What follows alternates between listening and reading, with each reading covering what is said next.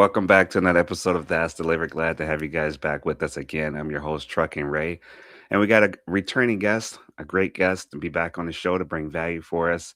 Last time he talked a lot about bringing value for trucking companies out there, how to keep going. And we have Christian Greiner from DAT back with us again, and he's got a lot of great insights for us. Let's welcome him back on the show. Christian, how you doing today? Glad to have you back again. It's It's great to good. be back. What was it? I think it was last summer I was on. Yeah. Yeah, it Uh, goes by fast. I mean, these Yeah, years a are lot has flying by. happened. A lot has Mhm. happened in the industry at DAT. What about with you? Anything Oh, changed man. since last Yeah, summer? a lot of things changed. I moved the studio to a different location and, man, yeah, I'm doing more driving across state lines, so, yeah, Really? I'm happy to be Okay. working. So, yeah. You still get to keep it local or Yeah. are you spending some nights away or how does that work? Every week we go out. So, this particular route goes to, Salt Lake City, Utah, then it goes down to Omaha, Nebraska. And from there it goes to Houston, Texas, and then to Indiana. Um, there's a place called New Baltimore, and then we go to Chicago, the catch facility, and then we head back to St. Paul. So yeah, a little bit of Wow. driving. Wow. Every week we Yeah. do that until they bump us off. Yeah, the union Awesome. jobs in there and little quirks. Yeah. Yeah. Awesome. Yeah. Awesome. But yeah, man, I mean, DAT, you guys are doing great things over there. I mean, I really appreciate you coming back on the show. Last time you spent a lot of time talking about fundamentals, why so many carriers out there struggle early on, and you guys also have programs set up in place where it makes it easy for them to be successful getting started, and why professionalism and communication and all those relationship things that go into play, they really matter into chasing those rates. I mean, that conversation was really about how carriers need to operate business. Today, I wanted to build on that because the carriers who do things the right way, the environment that they're in is operating right now. I mean, it's pretty rough out there. Yeah. It feels difficult to make it. We'll kind of jump right into it. Let's get started. The big picture. The landscape has shifted somewhat over the years since the last time we had you on, what's the most meaningful shift you've seen in carriers operating and thinking beyond just rates and volume? Yeah, I mean, a lot has happened since last summer. I think the biggest thing is just to see the seriousness in which this administration, the FMCSA, kind of is taking some of the rules that have been in place for a long time, but enforcement, especially cracking down on kind of the CDL mills, manipulatable, ELDs, and we have ELP mandates and things like that. And so I think when I talk to carriers, I see a lot of hope in the industry. And also we can say at a macro level, like Ken Adamo posted this last week. We have now seen for-hire carriers return to the pre-COVID trend, right? So for a long time, COVID brought in, and I'm speaking specifically the spot market here, right, which Yeah, DAT is yeah, operates in. COVID brought in just so many carriers. The demand was so high, then the demand left, but the carrier stayed, right? right. So now you have a mismatch there, where supply far outseeds the demand of freight that needs to move. And what we've seen ever since that time is just this long, uh, constant exiting of the industry from certain carriers and people waiting, when is it going to get back to normal? And it looks like we are now back at that pre-COVID trend. Now, I can't say that that's alone is what's responsible for this, spike in rates that we've seen recently, and we have since the beginning of the year. There's definitely going to be a weather-related, part to that. But I definitely hear some hope coming from carriers, and I like hearing that. I like hearing that a lot. That's good. Yeah, I mean, definitely a lot that we've been through in the past years. I mean, there's a lot of a freight disturbance with fraud, and I mean that seems to be an uptick on that. As far as I'm concerned, I'm kind of new to the industry as well, so I don't know what it's been like 30 years ago, but it seems like a lot of that stuff has really increased for just people trying to see what they can get away with. Um, That's my impression too. I mean, I like you, I haven't been in that long, maybe 6 years in this industry. But definitely the fraud is off the charts, right? From what we've seen and what I've hear has happened in the past. because it could only take one instance to really mess up your insurance. I mean, you got what is those things, the bonded and insurance things that you got to go through to protect yourself. Yeah. Yeah. Eh, They don't like it when that stuff pops up. I'm sure that affects the rates. I mean, Yeah, that's and just I mean, cash flow, right? Like what I see, especially, an owner operator, right? The margins aren't you're not making tons of money with these rates, right? And one fraudulent load that you don't get paid on can be enough to put you under.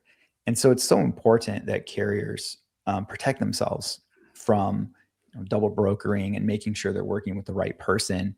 Unfortunately, you hear stories like that all day of a carrier who thought they were working with a legitimate broker and it turns out to be someone impersonating a broker, and they're not going to get paid for that load, and that $5,000 is enough to just put them out of business. Man, let's slow that down for some of those that aren't in the brokerage industry. I get a lot of truckers that maybe want to expand and maybe retire and do the brokerage. They talk about it. Maybe that's something they can do afterwards. Their main thing, make their second gig, their main gig. Yeah. But it's risky. What's that like? I mean, the trust factor. How do you guys help them be successful? Well, simple thing like double brokerage. How does that? What does that look like, or how does that even get started? Can you Yeah. give an eye opener on that? Yeah. I mean, so I'm the GM in the carrier business here at DAT. And so I primarily work with carriers. And what I see the most common is that someone will impersonate a broker, right? And they will reach out to that carrier. They'll send an email and they'll say, hey, I got this load. And the carrier, it could be a broker that they've worked with in the past and that they had a great experience with. And they're like, sure, I'll take it.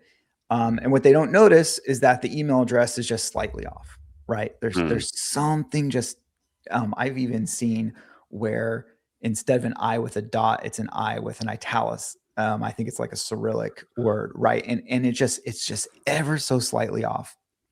And they don't know that they are not working with that broker and they are unknowingly participating in double brokering, right? And so then they deliver the load and they don't get paid. They don't get Wow. paid. And so I think it's really important. There's a few things carriers can do to protect themselves. One is just look out for those little things, right? If you've been in communication with a broker before and they're reaching out and something looks off about the email, double check that. But two, uh, this happens all the time, even with scammers that call your phone, right? Someone says, oh yeah, I'm from your bank. There's a problem in your account. You need to transfer over, thousands of dollars. What's the first thing you do, right? Well, they tell you should hang up and call your bank, right? Yeah, right. And say, hey, I did that a few weeks ago. Mm. And things like, no, I didn't call you, right? And so that's the number one thing that I think carriers should do, right? If you're getting it, look up the broker in the FMCSA, call that number. Don't just take it that the person that called you is the broker that you've worked with in the past. And so that's just a very simple thing, but it does protect carriers from unknowingly participating in that sort of fraud and make sure they get paid. Wow. I keep hearing about the trust and survival part of the industry. Something I keep hearing as carriers is that they keep feeling forced into decisions that they don't like. Um, are carriers being pushed to accept levels of risk today that they may never would have tolerated in a healthier market? What would you say on that one? I'd say there's no doubt about that. Yeah. Um, there are some great parts about capitalism, right? Brokers are looking for the lowest rate, right? They want to move that freight. I think that what happens though is that when rules aren't enforced, the carrier that's able to offer the lowest rate isn't always abiding by the same rules as everyone else. And that's what I think people have an issue with, right? If you want to gain operational efficiency in your business by getting better at route planning or having better maintenance, on your trucks and finding better ways, cheaper ways to run your business, that's great, right? That's capitalism at its finest. If you're going to offer a lower rate because you're manipulating the driver's ELD or you're sending drivers through a CDL mill, that's where people, right, have an issue, right? And at that point, it's not even a political issue, right? It's a safety issue, right? Mm-hmm. I have to use the same roads as everyone else. Yeah. For my family, I want to be safe. And so that's where I see, carriers have the biggest issue with, right? Because it's not a level playing field.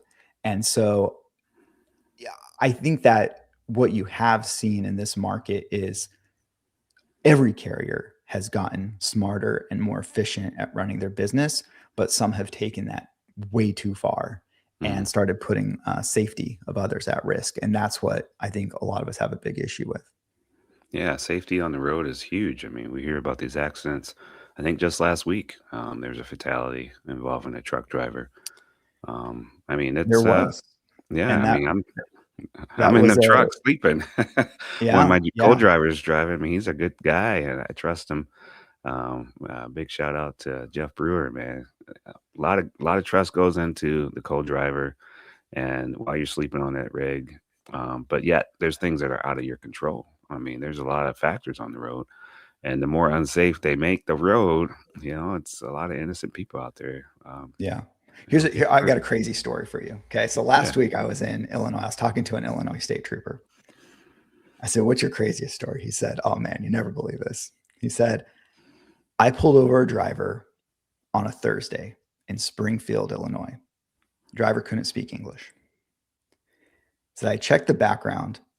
They had entered the country that Tuesday in Washington state, which meant that within 3 days, they had obtained a CDL and made it halfway across the country from Tuesday to Whoa. Thursday. Go get that money, huh? Is that nuts? That's That's nuts. crazy. Wow. Yeah, I've heard. I had never been through the process. I don't know what it's like. And I got nothing to say about immigration because I have no clue. Being born in America, I mean, that's got to be rough.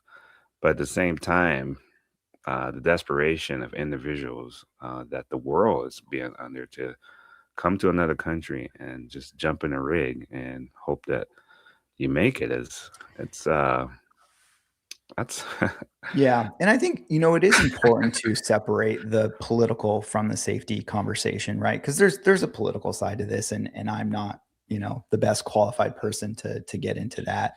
yeah, I can say from a safety perspective, I would much rather drive in a truck of someone that, is non-domiciled, but drove a truck for 10 years in Europe, and went through the proper, CDL school, a legitimate CDL school, and did training with their company. Even if they have a non-domiciled, CDL, right? Versus yeah. even someone that was born here and went through a CDL mill and was driving 2 days later with no training, right? So, like, I get there's a political issue, and I'm not gonna touch Yeah, that. yeah, Um, I got nothing on but but the it. safety issue is the one that I take issue with, right? Yeah, Because it's again, crazy. like I said, you and I share the same roads. Like it's Hmm. all of us. It affects all of us. It does. And you think about the company that is taking that risk as well. I mean, I'm thinking about a broker just getting their load double booked and double broker. That I mean, it's the risk involved with getting an accident like that, the fatalities is can be catastrophic to your business, I would think. Yeah, yeah. It's well, that brings up another conversation, right? This idea, because last time I was here, we talked about branding and building up your business and gaining Mhm. that trust. And Yeah.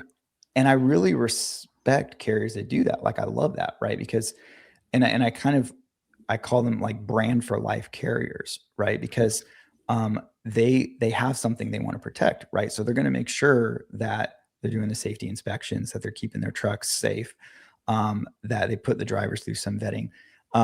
What you see on the other side though is that some carriers that have multiple, MCs are willing to jump to one to the other the moment there's a safety issue, And Sean Duffy recently called it, chameleon carriers, right?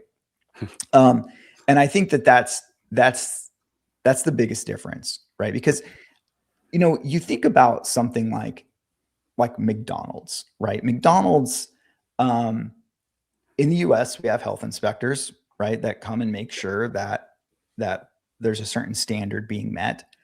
But Mhm. even if they operate in a country where there's no health inspectors, they still have their brand that they're trying to protect. And so they make sure that things are to a certain level, right? If you don't have regulation, but you also don't care about your brand and you're ready to burn it and start a new one the moment your brand gets burned, that opens up a whole another can of worms, right? And That that is that it. gets to be a scary place. And so I really, I respect the emphasis on regulation, um, and I really, I feel for the carriers that have tried to be these, brand for life carriers, and I think that in the long run, that's going to work, right? In the Mm. long run, carriers will be rewarded for doing things the right way. The freight market, there's cycles, it comes and goes, but the ones that'll be here for the long haul are the ones that invest in their brand, invest in their reputation, and really just try to set themselves apart from others. Yeah, I can only imagine thinking of those back rooms conversations where it's like, how do we make ends meet? Well, we got this coming from this side, and we're taking hits over here with maintenance. We're trying to get parts in from another country. I mean, we're trying to keep it all together so you can make a living as an owner. And you're like, well, I guess we're going down anyway. You know, I mean, I'm wondering Yeah. when it hits to that point where they're just like you said, we can come back with a different name, and then you start making different choices. Like me, I was selling a house and making a move, and as soon as you make that decision to sell your home, they don't want you doing a whole bunch of work on the house. They want you to contract it out because your mindset's different versus Mm. knowing that you live there. Let's say you want to change the electrical. You just say, "Well, I'm Yeah. leaving anyway." You start to. I mean, that's what the home inspectors, contractors for the jobs when they pull permits and things like that. They take those things into consideration. So I can see how that could get a little leniency when a company is having some trouble making their numbers work and making ends meet. They get in that desperate situation, and I think everybody's been there morally Yeah. for whatever reason. Like I said, we just have to keep that integrity and keep thinking positive. That's a lot of reason why we have this show, and I got you on. You can talk about the rewards of that and the success that many people are having by holding on to being trustworthy, keeping those rates where they should be, and treating people the way they should be treated. It goes a long ways. I think that's what a lot of people are looking for these days. Yeah, Yeah. absolutely. Absolutely. I'm curious, like in your experience, I know you've been too long, but like, have you seen just the rules of the road change over time? Have you seen it degrading? Like what have you seen out there? Yeah, while you're out there driving, people take more risk. I mean, I'm always seeing we're able to look down from our window and you can see right into the car. People got the phone right in their hand, and it's just people just they're trying to make ends meet.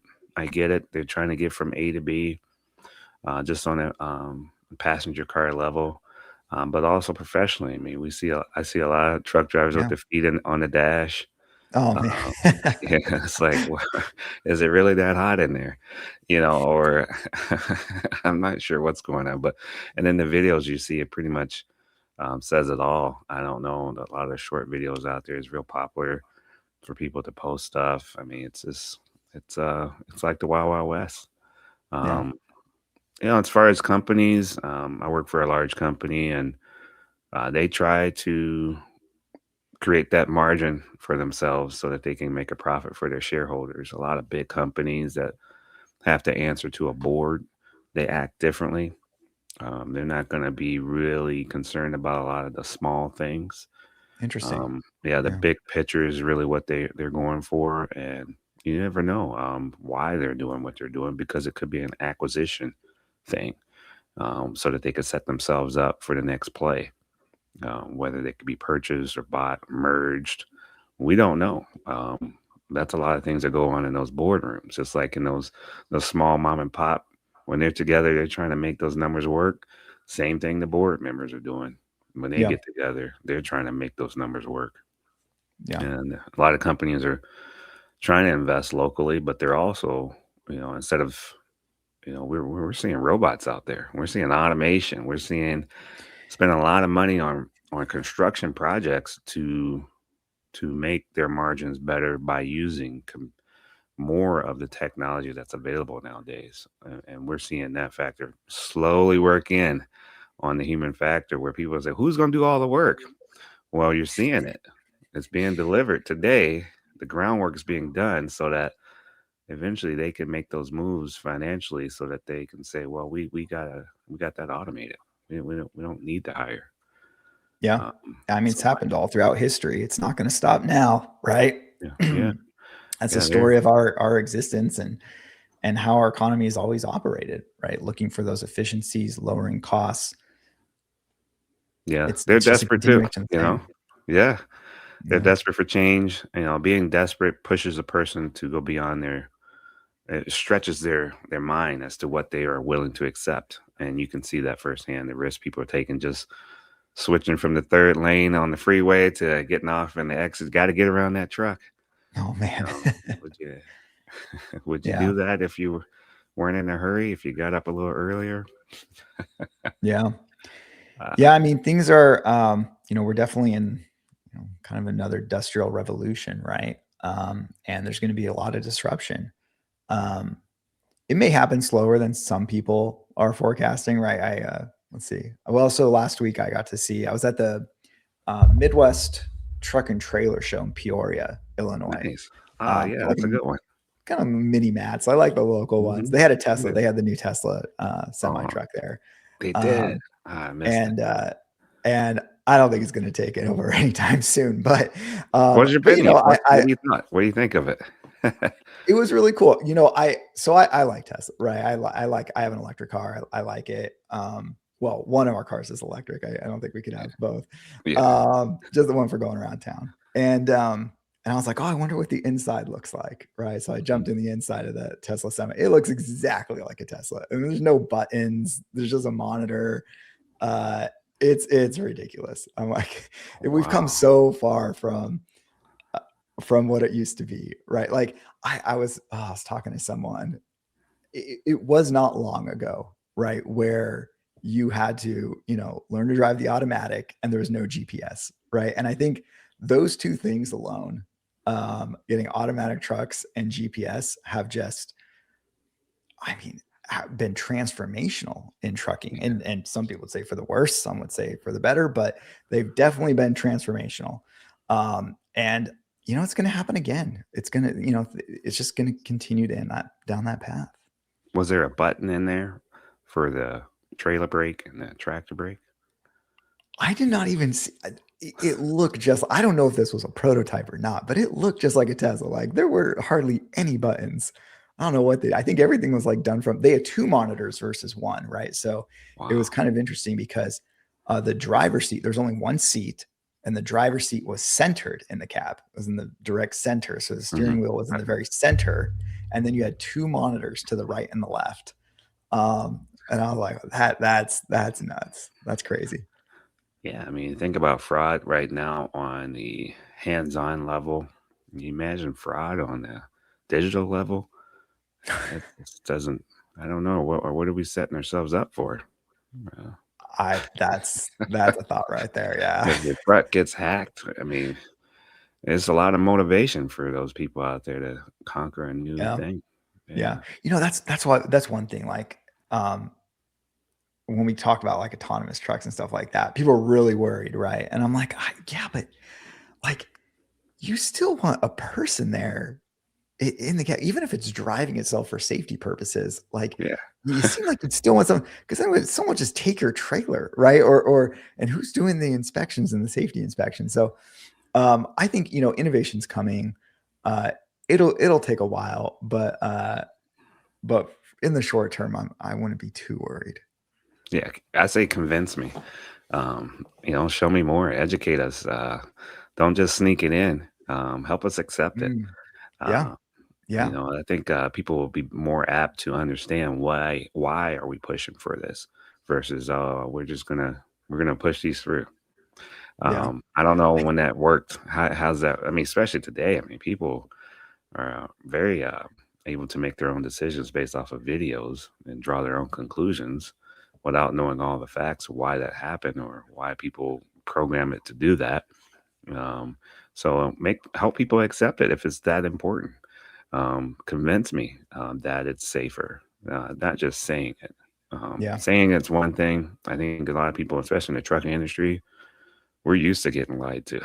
I'm sorry, but we are.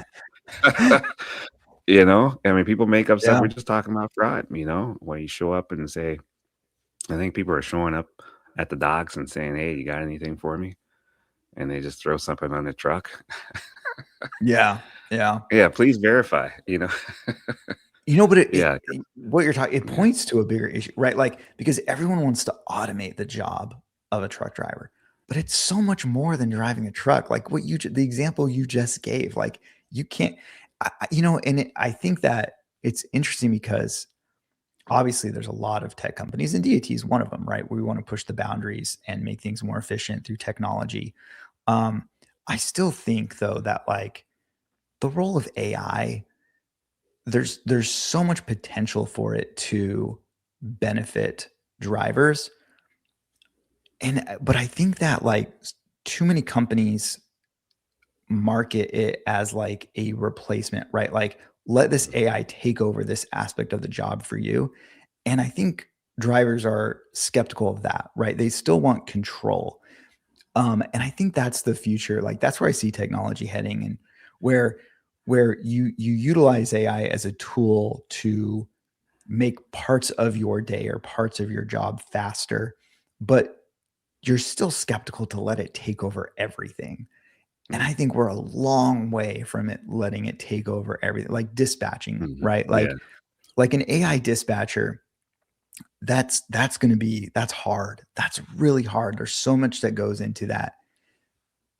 I think that, I forgot who was giving an example, but it was a technologist, and someone was complaining to them like, well, when am I going to have a robot that does all my chores for me? mhm, And he was like, what do you mean? You already have that. Like you have a dishwasher that mm, washes your dishes. You have a laundry machine mm, that, does your laundry. You have a vacuum cleaner that can vacuum the floor for you, right? But are you looking for one like humanoid robot to do all that? Like we already have robots in our lives that make them so simpler. And that's the model I think most drivers are most comfortable with, right? We want AI to help us with tasks, but we're not ready to let it completely take over our lives because there's a lack of trust there right now. And I yeah. don't know if that lack of trust is ever going away. And you see it, when you're out on the road and you pass by and you see, putting sheets over someone's body. You see the carnage. You see it firsthand, the responsibility when you're pulled over into an inspection and you're held responsible for your load. I mean, you can Yeah. feel it. Yeah. The responsibility. You're not behind a computer. You're right there with it. When the officer asks you why is this like this, and you have to answer for it, but it's your company that doesn't want to do that or this, and now you've been compromised, and you see it. You got a reckoning moment right there. You got to look at what's going on and say, hey man, yeah, that wasn't right. That's not safe. Yeah. That's a great Um, point. I'm very observant. I was always very observant as a kid. So you watch things just like that GPS you brought up. Um, it took me. I got off on the exit. Didn't need to get off on it, but the GPS wasn't up to date that the road would continue. So it rerouted me Mm. through the town. So the next week, I go through that area and I'm behind another truck. He goes off on the exit. They got you. Yeah. So, Yeah. so you Yeah. see other people going through it. The GPS is nice, but you're like, why are you arguing with the GPS? Because inside there's a better way. And Yeah. that's the struggle I think we live with is we're going to be arguing with the computer and technology, trying to figure out is it right? Is it up to date? And is who's going to suffer the consequences of it? So 100%. yeah, it's the small things. We're not willing to let go. Um, it's I don't know. They said that the thing can be a babysitter. Some of those robots. I don't know about that. Would you trust your kid with it? So I think it's a lot of selling factors into it, and a lot of elements to help push revenue. So they want people to invest in it. So you're going to sell it like it's going to make your life easier. That's the Oh, sweet for spot. sure. For sure. Yeah. Yeah, yeah. There's a lot of man, if you want some investment money, just say you're coming out with something AI, right? Come pouring in. Yeah. It's hot and sexy. Yeah. Let's do it. Yeah, yeah. I'm like, ooh, wow. Exciting.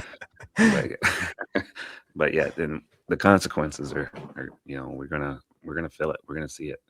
So hopefully they're thinking about those things and they're holding on to those values, and the regulators are looking at it, and it's being questioned behind the scenes that we don't know about, and they're actually taking it very serious. So we really Absolutely. appreciate it if they're doing that. So, but yeah, we always going to be skeptical. That's a human factor, right? We're gonna.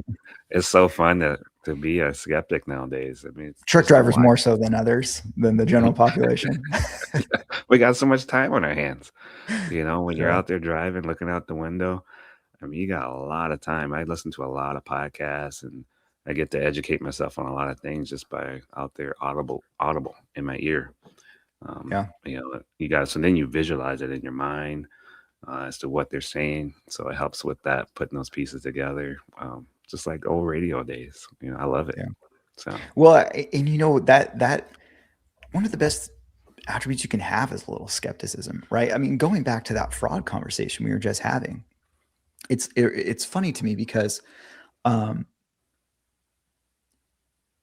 when a scammer calls you, I mean, these are known tactics, right? When a scammer calls you, they're often trying to create a sense of, and I'm not talking about trucking here. I'm just talking about like anyone, right? Scammer hmm calls you, they're trying to create a sense of fear, sense of urgency, a sense of like, hey, this needs to happen right now. Your bank account has been hacked, right? They're trying to put you in a state of stress and needing to act urgently with quickly and not think about what you're doing. And what's funny is like that stress and that urgency, scammers don't need to create that in trucking because it already exists. Like a lot of truck drivers, there's always a sense of urgency and a sense of, fear. And so it's yeah. one of the earlier questions you asked, like, why this industry, right? Is it so susceptible to scammers and fraud? And I think a lot of it is because it's already has all the elements that allows fraud to thrive, which is, Wow. the lack of trust, the sense of urgency, the things need to happen quick, the fear, things like that. They're already elements that exist in the life of a truck driver daily. And so they're very susceptible to that. And I think that's one of the reasons why it's been so hard for this industry. Man, that's a good point. Really good eye opener to, like I said, that feeling you get inside. I have to tell myself to slow down quite a bit. Yeah. You want to go, Yeah. go, go. Um, but what that saying my dad used to tell me, haste makes waste.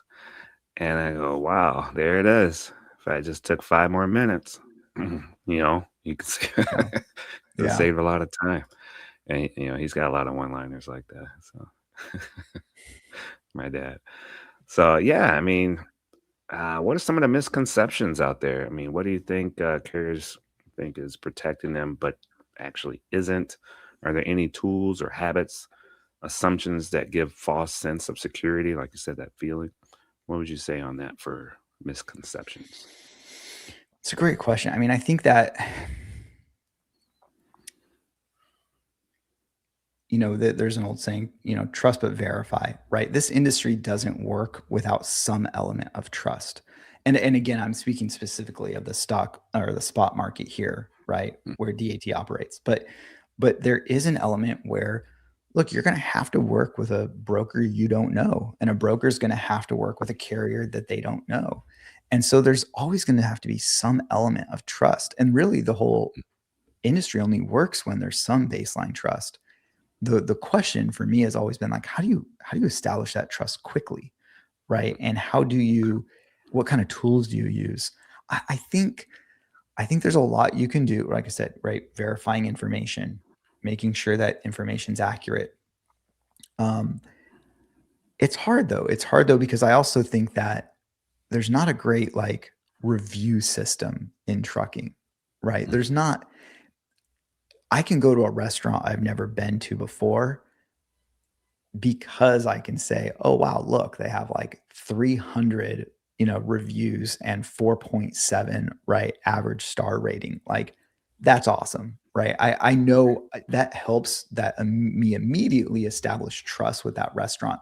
So much so that if I have a bad experience at that restaurant, I'm actually likely to be like, I think this was a one-off. I'm willing to try it again even.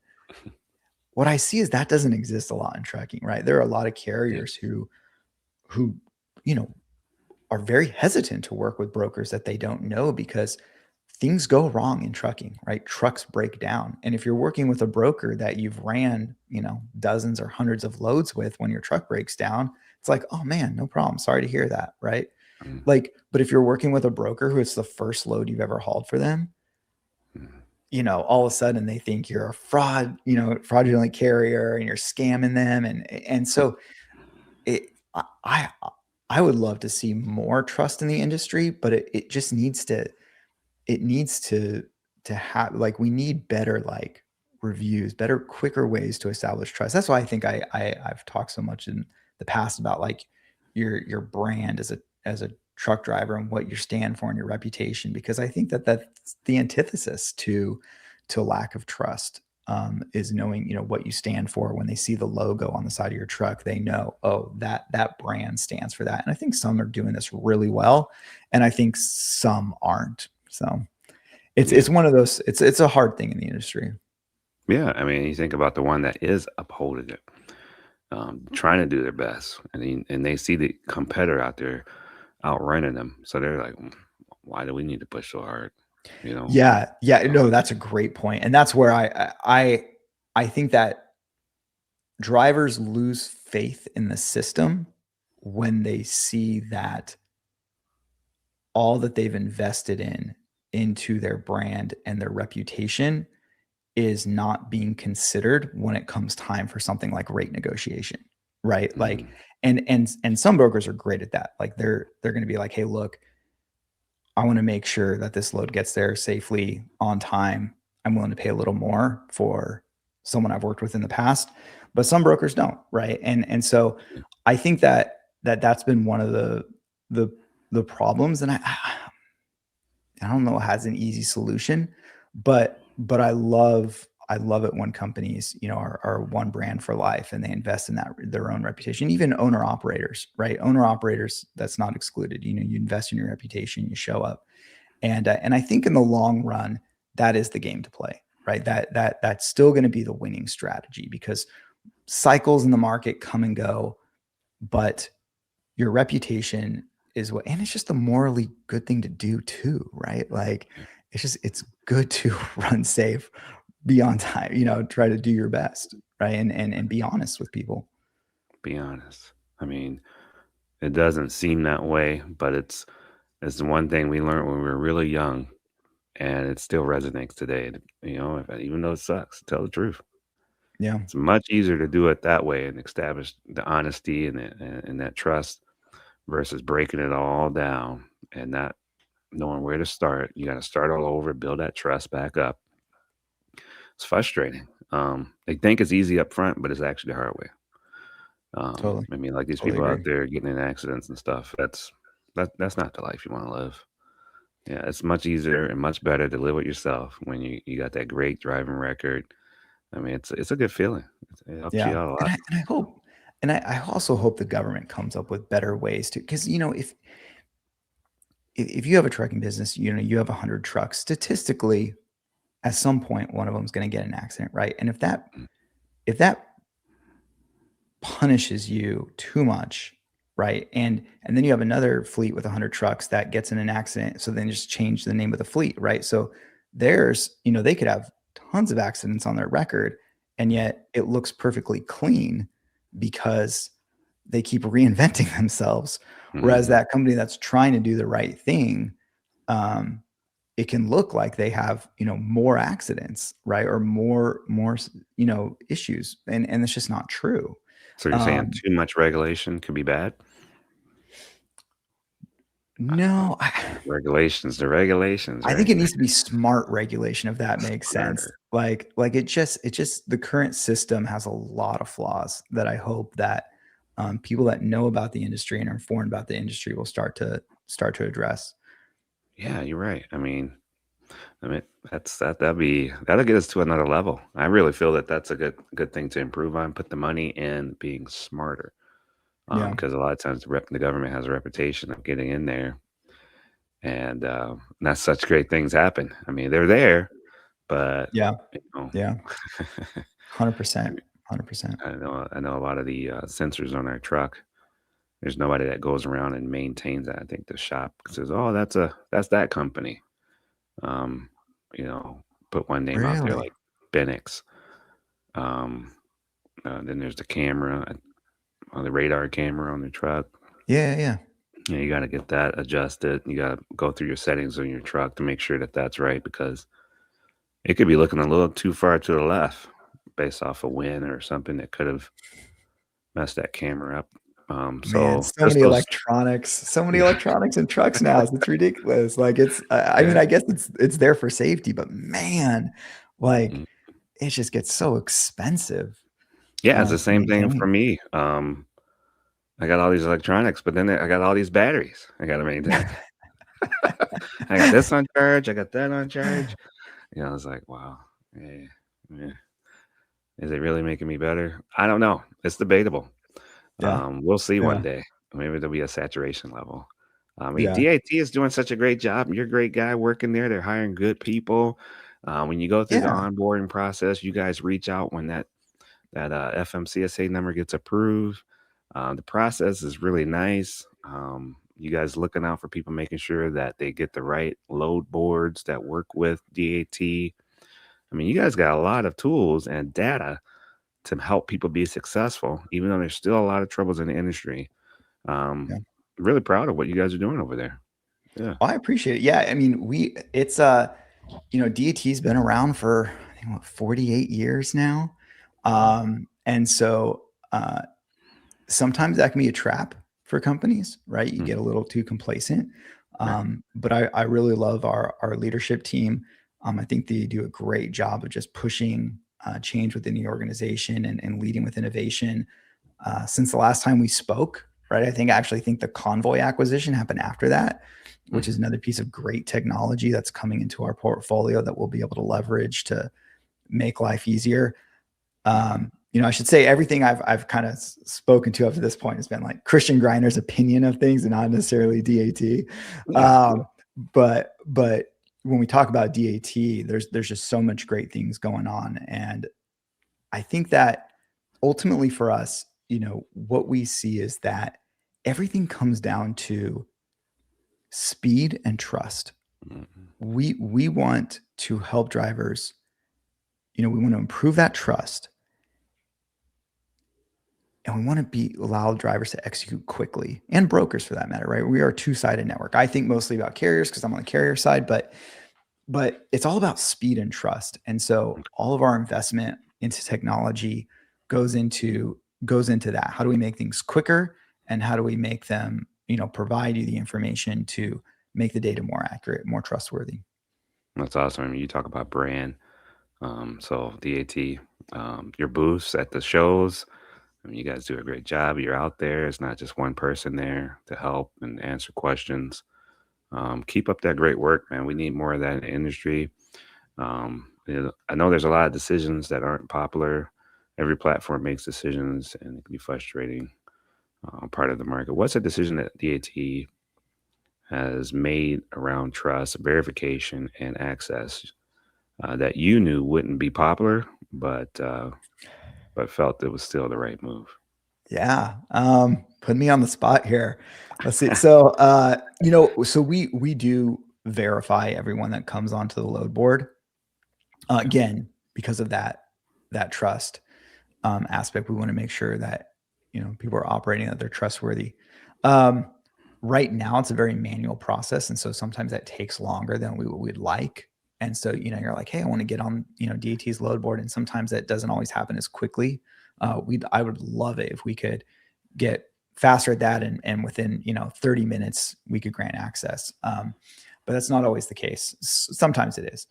So that's one that I hear feedback. Why can't it be quicker, easier to sign up for DAT? There's other features that, again, we're a two-sided network, right? So we have we have broker customers, we have carrier customers, and we're trying to serve both. One feature that I am really excited about that we actually launched, I think last quarter, was Carrier Management Suite. And so brokers have the ability to specify some filters in choosing which carriers see their loads on the load board. Now, you can take that one or two ways, right? I heard mixed feedback. Some carriers were very upset, saying like, no, like if I'm paying for DAT, I want to see every single load.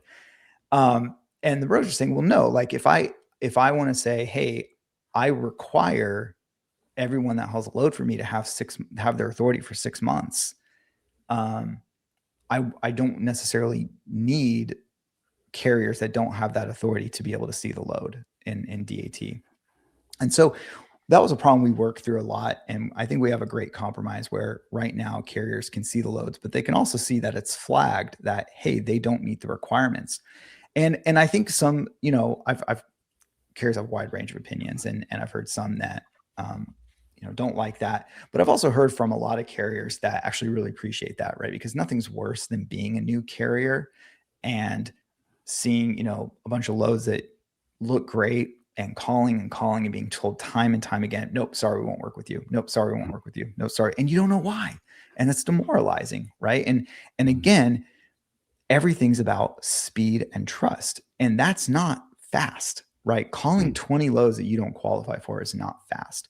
And so now within DAT, being able to quickly see, okay, here are the loads that I have a shot at, like, that actually goes to increasing speed. And so overall, I think it's been a great change, and it's been met with a lot of positive feedback. But you can imagine some people, don't necessarily like that. Not too popular. Yeah, I mean, that's huge. Great value to add. Like I said, you spend all that time trying to get it right, and you're losing money at the same time. So yeah, and loads are going so fast. Like they're going so fast, and you have to know which one you got a shot at. Like, and some carriers will say, "Hey, look, I know if I can just get the broker on the phone, I can negotiate with them, maybe explain my situation."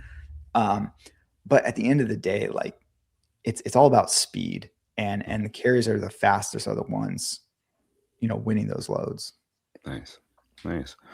So, man, that's helps a lot of people survive out there. I mean, when you're looking at these carriers who are navigating the market well, certain behaviors stand out.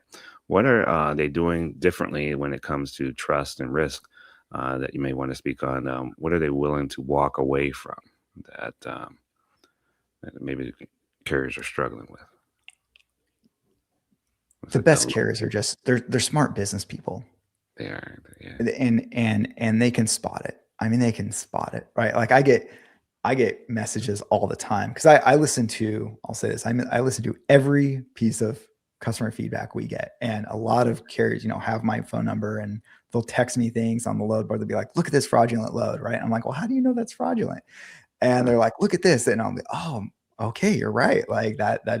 So they're smart. These are smart guys. Our customers are some of the smartest people, and they can normally suss it out, and they can spot what's abnormal, what doesn't make sense. And so I think, but that comes with experience too, right? It comes with experience, and that's why I think it's, I really want the guys to succeed that have been in this industry for a long time, the men and women who have been putting their heart and soul into this industry. That's why it's so important they succeed, because they are the ones that have all the knowledge and and make this economy run smoothly. And so, our job is to help them. Our job is to help them, to give them the tools, to give them the knowledge, the training, and the resources they need to run profitably and make money. And that's kind of what we hold ourselves to. And so a lot of that comes from hearing that product feedback and having those conversations. I spend half my time on the road visiting customers. Like I said, if you're in the DAT app and there's a little spot to make a comment, I read every single one of those. And I'm not the only one. A lot of people at DAT do that. And so it gets back to us, and we take that seriously. And honestly, most of the things we do are based off of customer feedback. That's amazing. That's huge. Um, people's, you think, man, if I say something, it's just gonna go somewhere and it's not gonna be heard. Why bring it up? Um, I know I call my bank. I gotta call them again, and you go through the automated system, and it's just dragging on, asking the silliest questions. And then when you get the person on the phone, they ask the same questions again. I said, "Well, that automated system, that was pretty rough. Oh, Yeah. sorry to hear that." And then just move on. I was Yeah. like, No, "Well, can you try to fix it?"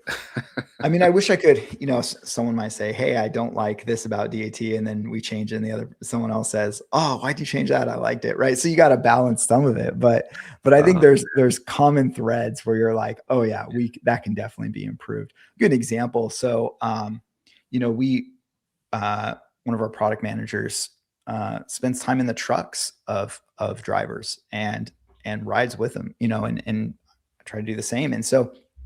And through studies, we've seen that, typically drivers are trying to find their next load. They operate in the spot market, right? They're trying to find their next load when they're about 200 miles out, mm, right, from drop off. And so that can be hard, right? If you don't have someone dispatching for you, if you're doing your own self dispatching, that can be hard. And so we recently launched a widget on the iPhone that you can add to your home screen, and it has your parameters, and it will show 3 loads that you can call directly from that home screen. And that came from direct, customer feedback. I don't even think we've announced that yet, but if you have an iPhone and you have the DAT1 app, you can actually go right now and add it. I think it's still in beta, but it's open to anyone to add to their home screen. But that comes from direct customer feedback, right? And look, like, I've worked in industries where people are hesitant to give feedback. mm. This is not one of those industries.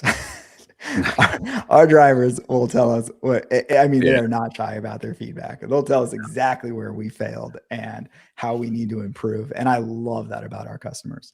And so because it creates um, this accountability right on our side. And how do we deliver and how do we take that feedback and turn it into ways that can improve their lives? Hey, man, that's what's up, man. I like that, instead of them having to dig for it, you put it right out there. You're gonna go find it anyway, so might as well put it on the home screen Yeah. on your phone. Yeah. Save you some Yeah. time, less fumbling around with it. That's huge. Great Yeah. job. Yeah, I hope that continues to be successful and that everyone finds it as something of value. So I think so. nice. I Yeah, think I so. mean, is there any other collaborations or anything that you haven't seen take place? I know we like the government to try to get better.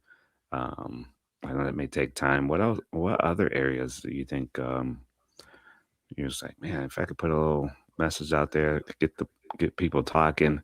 So we wish we could see some more of that. What would you say? Yeah.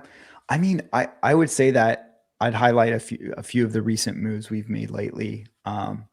As far as the acquisitions, um, Convoy, I think it's a great technology, and there's a lot of cool things for owner operators if you download the app. Now, it is a whole different ballgame, right? There's fraud is almost non-existent on Convoy because it is this closed loop system and there's extreme verification involved. And so it's a really cool app, and you can do instant booking. You can bid on loads. I think it's great technology that we're going to continue to invest in and improve. We also acquired a factoring company a few months ago, which I think is by far the best in the industry because they will price match any existing contract. And there's no contracts, right? Like a lot of factoring companies, you have to sign like a year-long agreement, outgo, no contracts, month to month. You can quit anytime, but they'll guarantee to match your current rate, and you can get down to 1% factoring. So there's a lot of these things that moves we're trying to make as we talk to people in the industry and drivers and say, okay, what are your problems? And then we come back to the board and we're like, okay, how do we think we can solve this? And if we don't have the tech, that's when we look at these strategic acquisitions of technology we can purchase and bring into the fold. And so overall, it's what we're trying to create is this end-to-end system just to make being an owner operator as simple as possible, because that's, ultimately our goal, right? That's how our business model succeeds when there's a strong, healthy spot market. Nice. I like that. I think that's going to definitely resonate with the industry. Keep pushing with that. I mean, those acquisitions seem like, companies are trying to just grow, but no, they're trying to make things easier for the user. So that factoring, I think is going to be huge. How should they look for that? Is it just a drop down or a menu option, or do you got to call and talk to you guys? Yeah, no, there's a, so if you go to dat.com, there's going to be a place where you can see outgo factoring I'll go. and learn more about that. And if it's the right choice for you, I mean, give them a call because, like I said, they'll match the price. Like, so you got nothing to lose. Yeah, how cool is that? Man, appreciate you coming on the show. I mean, you guys are taking things to the next level. What advice would you give people out there to wrap things up as to one way to be? I know you got to be uncomfortable. You got to make the changes so that you can grow. For carriers out there, what would you say to them to get to the next level? Kind of the message that we've spoken about earlier, right? Freight cycles come and go. And and ultimately this one will come and it will go, and then another one will come and go, and another one will come and go. And it's just this game of supply and demand. And so keeping sound business, principles, remembering what you stand for, remembering what your reputation is, holding to that. I think that's how you succeed in the long run. And some of the best drivers I know are just extremely, they're solid people, right? They're unmovable, and they know what they stand for, and they're not going to compromise those. And I love hearing that. And I love talking to people like that.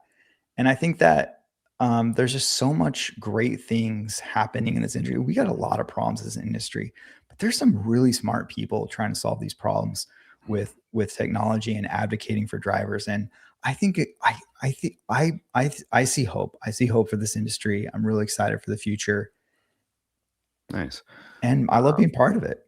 Absolutely. Man, that's awesome. Take care of the driver, the company, the broker. Make sure that there's a rock solid industry for people to come back to. Like you said, all that experience would be a shame if it were to leave, or just get diluted. So, man, I'd say bring back the uniform, make it a little more stronger. I see a lot of sweatpants out there, and a lot of uniforms just kind of dying off. We could bring that back, even if it's just on a mom and pop level.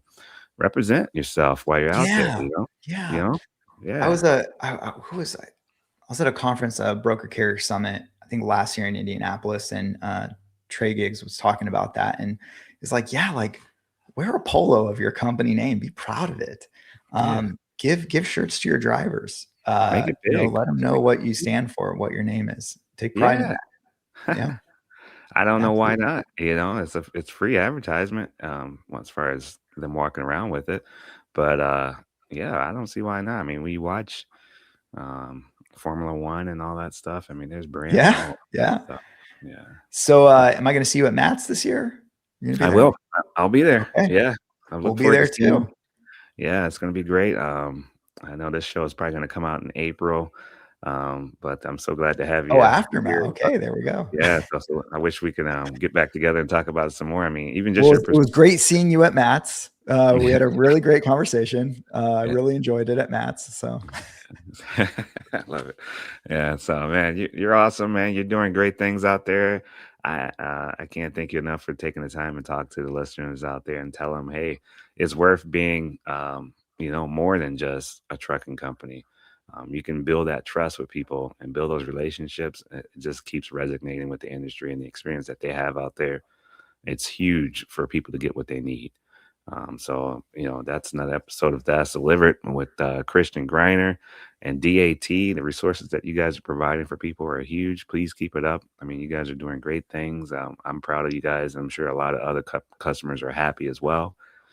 For those that aren't satisfied, hey, you heard it here. Christian reads those comments, so yeah, he knows connect with me when. on LinkedIn and send me your thoughts. Awesome, man.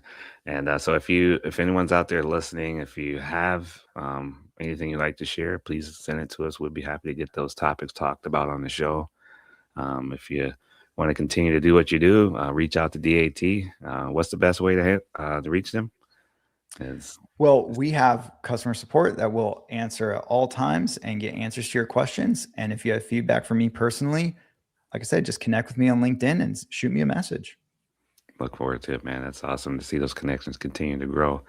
I mean, they see LinkedIn I think, is a great platform for professionals. I love the fact that you can talk about work and the things that are on your mind there, and it doesn't seem like anyone is dropping a whole lot of misconceptions and things like that just to confuse people, but yet building those connections so that they could build trust. So keep using LinkedIn for good, and it'll be a force to be reckoned with there. So it's a great place to connect. Yeah. So stay tuned out there, stay safe, and we'll catch you next episode on That's Delivered.